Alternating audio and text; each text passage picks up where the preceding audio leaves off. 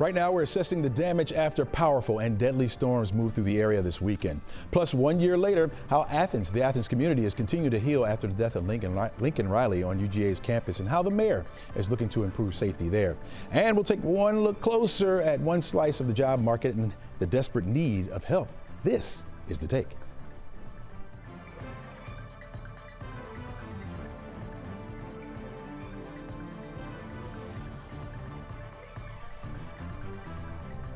Hello and welcome to The Take. I'm Chesley McNeil, and yeah, this is The Take, where we go above and beyond the headlines and we look at how and why stories are impacting you and your community. We have experts to share their take and their expertise on how things are going. Plus, we'll try to have a little bit of fun as well. We begin today with the metro area cleaning up after this weekend's deadly storms moved right on through. The lights are coming back on for many across the state as crews work to restore power. Georgia Power has been busy after Sunday's powerful storms knocked out power to thousands. We're learning more about the man that was killed when a tree fell on his home in the Atlanta Grove Park neighborhood. Officials say Edward Johnson was trapped inside of his home on Sunday when a tree fell on it. We were told it took firefighters extra time to get inside because they were unsure of the extent of the damage. When we have any kind of collapse response in the city, we have specialized units, as you can see behind us, that is their main focus, is collapse rescue and the specialized tools that they use for that. And so it all depends on the type of structure and how it was collapsed, dictates how we respond to it. In this case, it was one of we had to stabilize the tree, stabilize the house, and then extricate the patient. Another hard-hit area of these storms was Troup County, the south of the city of Atlanta. 11Alive's Dan Kennedy is in Hogansville down there. And welcome to the show, Dan, first of all. Tell us what you're seeing right now around that area as far as the damage goes. Hey Chesley, thanks for having me. So this is Oak Street. This is one of the hardest hit streets in Hogansville this morning. Power crews just arrived out here about 30 minutes ago. It's a welcome sight for residents who live here because they have been without power for more than 24 hours now. In fact, folks like the ones who live in this White House across the street were even trapped inside their homes at one point yesterday. And this is why. The road littered with the debris. A lot of these power poles actually came down. In fact, this is a brand new power pole. They just put this one up along with 5 other power poles.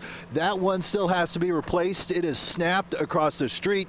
You see the debris from all these trees. A lot of trees came down on this road. In fact, I just talked to the police chief. He said it seems like every tree that came down in this city seemed to fall down on a power line. Go figure. Right now, though, power crews out working to restore power. Just got an update from Diverse Power. At the height of this storm, 16,000 people were in the dark. Right now, they're down to 3,500, and it's because of the hard work of linemen like those that you see there. Here's the real issue with power in this particular area of Hogansville. You have this substation over here, and you have 3 different power companies that have lines tying into that substation. And as these trees began falling on the lines, that substation took a big hit.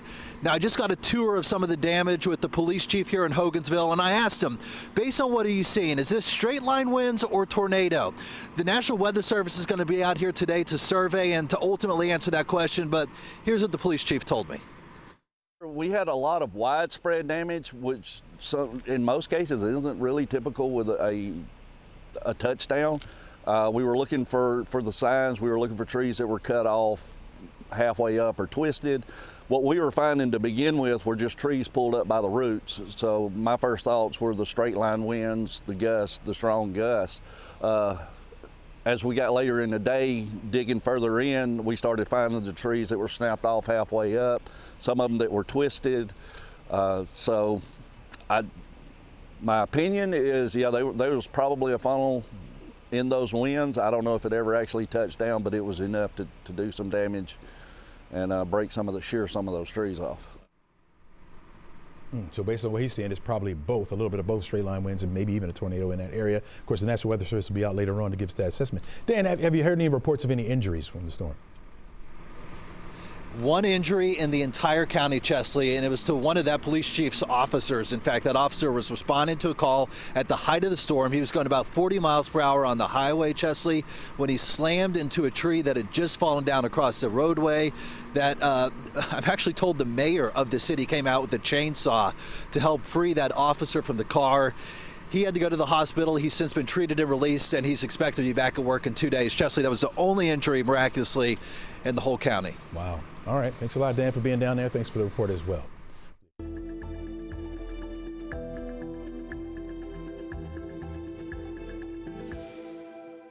People contemplate their own classmates in this case, or as a parent, you think of your own children. And so it was an incident that definitely required a lot of healing. This weekend marks 1 year since Laken Riley was killed on the University of Georgia campus. The man convicted of her murder is an undocumented immigrant now serving a life sentence. Lincoln's death rocked the Athens community and sparked national political debate about immigration policy. Joining us now on the show is 11Alive's Aisha Howard. Aisha, you got a chance to speak to Athens mayor, and really a lot of grieving probably still taking place down there. Yeah, Chesley, talking to Mayor Kelly Girtz, he said he really took this one personally and took Laken Riley's death to heart, not only as a parent, but of the leader of the community that really felt the weight of her death and the way in which it happened. So thinking back to that day, February 22nd there in Athens, Mayor Girtz said, you know, things have just not been the same since then, but it has been the effort to restore this feeling of safety in the community. When people feel like, you know, it's been compromised, you think of Athens as, you know, the home of UGA, the home of, you know, one of the best football teams year after year in the country. And when something like this happens in such a small town where they've only experienced crime at a rate of probably between 4 to 6 deaths each year, according to the latest crime data there in the city of Athens. And so it's been this resurgence of the feeling of safety and what the police department has done in such a short amount of time to show the community, you know, how they're responding to something like this. Been the safety measures that are put into place. Did the mayor speak about that? He did. So we think about it. You think about Laken Riley's death. It happened on a trail, right? One of the things they did were they added off-road vehicles to the city's police department to access trails faster and much easier. A police vehicle couldn't get to Laken Riley to start that search, even though, you know, she was reported missing by one of her roommates such a short time after the incident happened, and they were able to respond. And the timeline seems pretty tight. But when you think about the tactical methods that they had to truly investigate this case, you know, at its best, they didn't have that.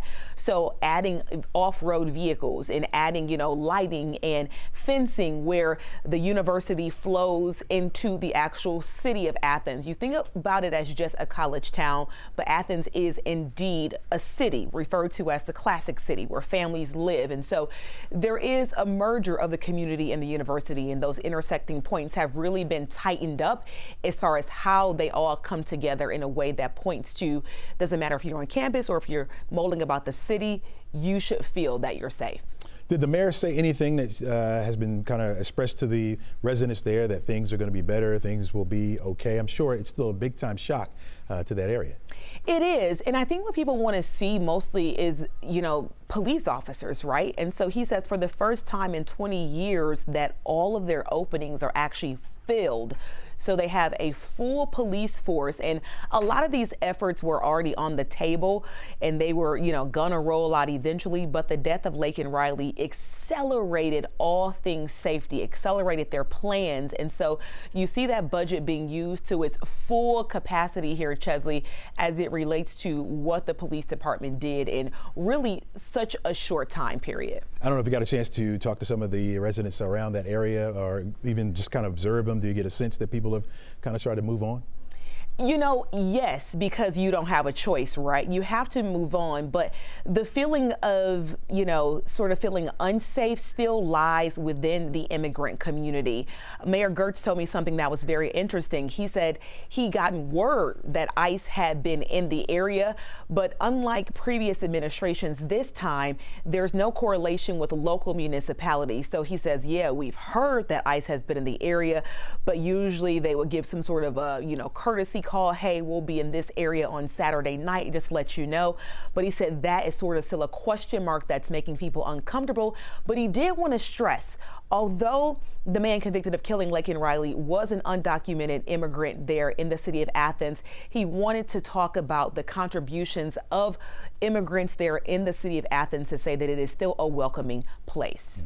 All right, Aisha Howard, thanks so much for that report. Really appreciate it. Right now on 11 Live Plus, you can watch Aisha's full interview with the mayor.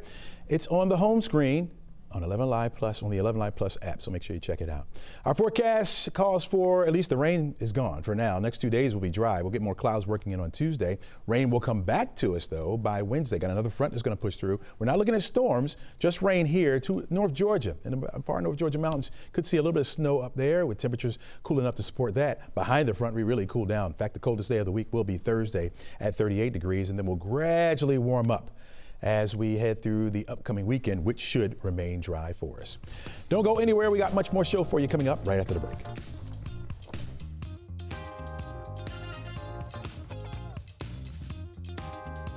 All right, welcome back to the show. Officials in Trump's administration are making good on a pledge to negotiate the end of the war in Ukraine. Joining us now is NBC Washington's correspondent Alice Barr, who's been covering politics for years.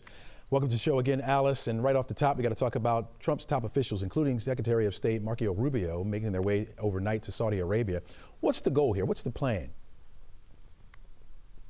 Yeah, so we have already seen Secretary of State Marco Rubio touch down for these meetings that are now confirmed for tomorrow. And this is high-level meetings between top Trump officials and top officials from Russia. And at this point, that's it. So Ukraine is not involved in this first round of negotiations.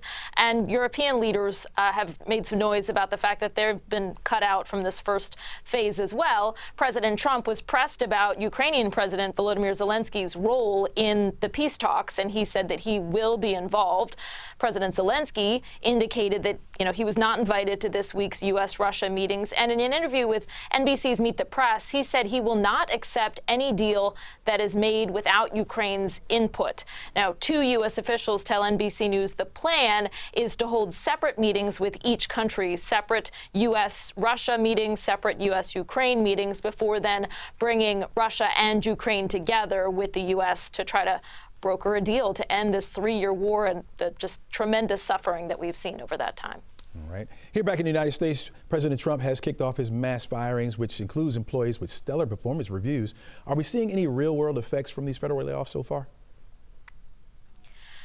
Yeah, over the weekend, hundreds of federal workers were laid off, from the Centers of Disease Control to the Department of Homeland Security, FEMA, and that's all according to department spokespeople. And at the Transportation Department, NBC News obtained a termination letter telling dozens of probationary workers they were fired for poor performance despite they're being rated exceptional on their performance reviews from their superiors. And as far as kind of breaking down what some of those jobs are and how the impact could be, there are concerns about cuts at the IRS that could impact tax season and people getting their tax refunds on time. But the new Treasury Secretary says certain IRS employees cannot take the government buyout offers until May. 2 sources at the CDC tell NBC News that among the firings there are about 24 workers tasked with outbreak response. So these are people who detect new disease outbreaks and try to stay ahead of the curve. Important work there. And then we can also point to here in the D.C. area, we've seen a spike in unemployment claims, up 55% since President Trump took office compared to the 6 weeks before that. Real quick, Alice, have you seen any shock over this from the Democrats at all? Any outrage? Plenty, yeah. They don't have a lot of action that they can take, but they are pointing to successes on the legal front. The Trump administration is about to make its first appeal to the U.S. Supreme Court, asking to keep a fired government ethics watchdog off the job during an ongoing court battle. And that could have big implications for the president's ability to do all of these federal worker mass firings. Also, a federal judge in Washington state has now temporarily blocked the president's executive order on transgender health care for minors, calling that order unconstitutional. So while lawmakers on Capitol Hill in the Democratic Party don't have a lot of levers they can pull, they are applauding every time there's a ruling in the courts that at least slows things down on the Trump front. All right, Alice, really appreciate you joining us. We'll see you back here again tomorrow. All right, let's delve a little bit deeper and break down what's happening in D.C. and the impacts of those decisions are having right here in Georgia. 11Alive's political expert and Emory professor Andra Gillespie joins us now. Welcome to the show, Andra. Thanks for having me. Yeah, let's start off with these layoffs, right? That's what everybody's talking about. Everybody seems to be concerned because it seems no agency is safe from this. How much of a punch has this been right here in Georgia? It's a gut punch. I mean, I think everybody thinks that Washington, D.C. Is the place where all federal workers work. And it's true. There are a lot of federal workers in Washington, D.C. But those federal agencies are dispatched all around the country. You need people locally on the ground. We know this very intimately with the CDC. I happen to work next door to the CDC. So that's not in Washington. It's not in Northern Virginia or Southern Maryland. And so cuts at the CDC are likely going to affect people who work, right in our community. Yeah, I have a friend that works there. She talks about it every single day. Do we expect these cuts to get a little deeper? Yes, I mean, I would expect that the cuts will get deeper. I think the larger question is when do civil service protections kick in? And so one of the things that's actually really interesting is a lot of the firings, as have been reported, seem to be focusing on newly hired employees. So those who have been hired within the last 2 years. Lots of people who work for the federal government have civil service protections, which mean they can only be fired for cause. But new employees are still in a probationary period where their full protections haven't kicked in. Mm-hmm. And so by doing kind of firings across the probationary state, that could actually, elide civil service protections in the laws that exist. Once you start to fire seasoned employees, I think we were going to expect to see more lawsuits. Another way that you can fire employees is if you completely get rid of departments, but that would require congressional action. And then another way is that if a job title becomes obsolete, then you can fire somebody, with the cause of it being that that job is no longer needed. So, for instance, people needed file clerks 50 years ago. That's not a job title that, is relevant in today's computer age. So, you could fire all of the file clerks without actually violating any laws that would protect federal workers from what would be perceived to be arbitrary firings. I got you. What about the topic of government efficiency? That puts one Georgia representative front and center as Representative Marjorie Taylor Greene is now chairing that subcommittee delivering on government efficiency, or DOGE for short. How has she positioned herself in the middle of this hot topic? Yeah, well, Representative Greene is certainly an ally of President Trump, and she would be an attractive person to oversee this committee.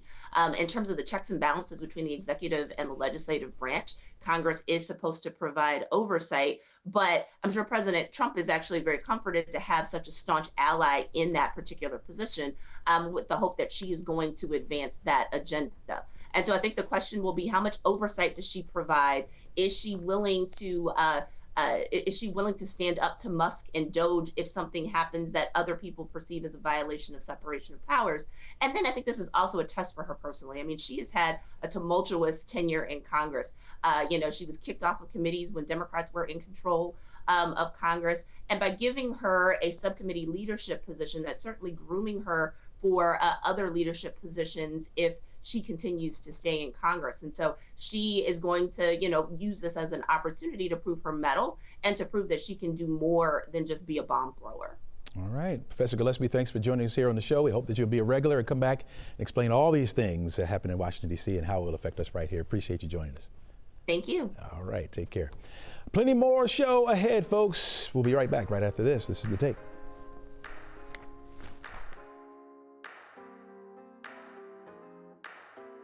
Welcome back. Right now, one section of the job market which really needs a boost. We're talking about the nation's skilled construction workers.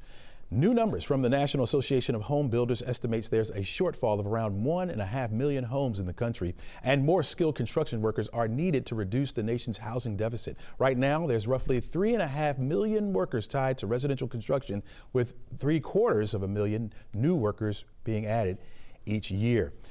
Here now to talk more about it is Luke Fletcher. He's the Vice President of Construction Ready. Welcome to the show, Luke.